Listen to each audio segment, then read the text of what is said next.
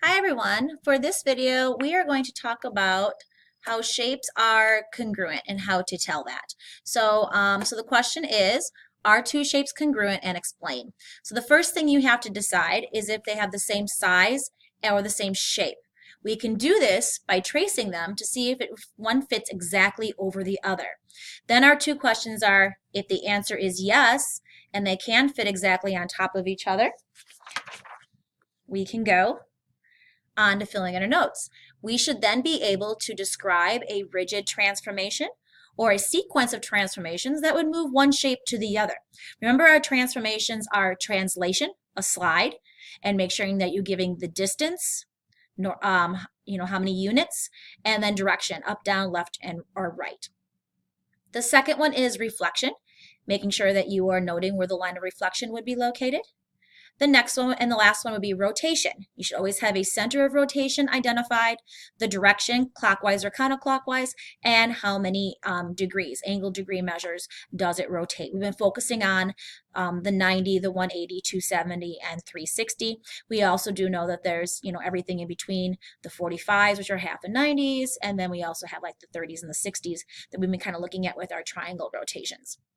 So you should be able to tell us exactly what type of transformation is taking place to get that figure exactly on each other. So make sure that is if it's a yes. If it's a no, then we head over to this other side.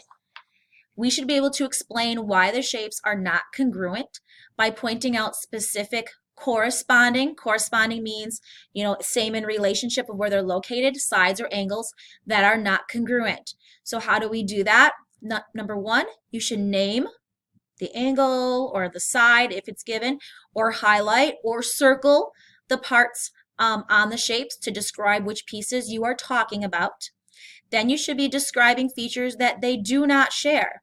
For example, if they have different number of sides, we're dealing with a quadrilateral, a four-sided shape, or are you dealing with triangles? They have to be the same number of sides.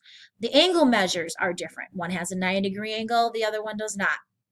Side lengths, the side lengths can be different measures, or even the segment lengths. We did an activity where we picked corresponding points on the actual shape, drew a segment, and that really worked well with shapes that have like curvy sides to it.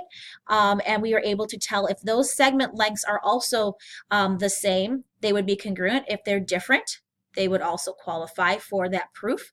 Or if their area and perimeter are different from each other, is another way to prove that they are not congruent.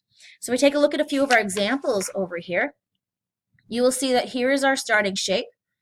This first one, I would say was congruent, and then I would say, well, how? A rotation. If I had more information, I would tell you where the center of rotation would have been looked at.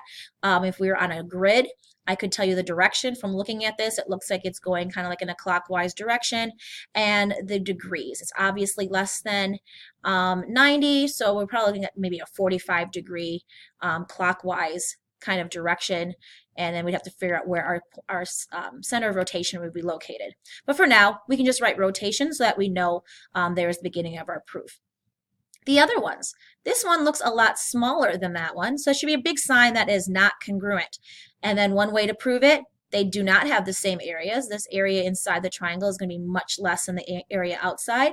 Or you can even point out, like I highlighted here, a shorter segment. This side is definitely shorter than the side on the original. And then the last one over here, they're definitely triangles. They have the same shape. They have three sides, but the difference is that it's a different angle. This angle here is a 90-degree angle, and there are no 90-degree angles located on this shape. So again, highlighting and pointing out what is different or what is important, along with if it is congruent, telling me what type of transformation. All right, so that's our two shapes congruent review. Please make sure you fill out your notes before you move on to the next video. Thanks, guys.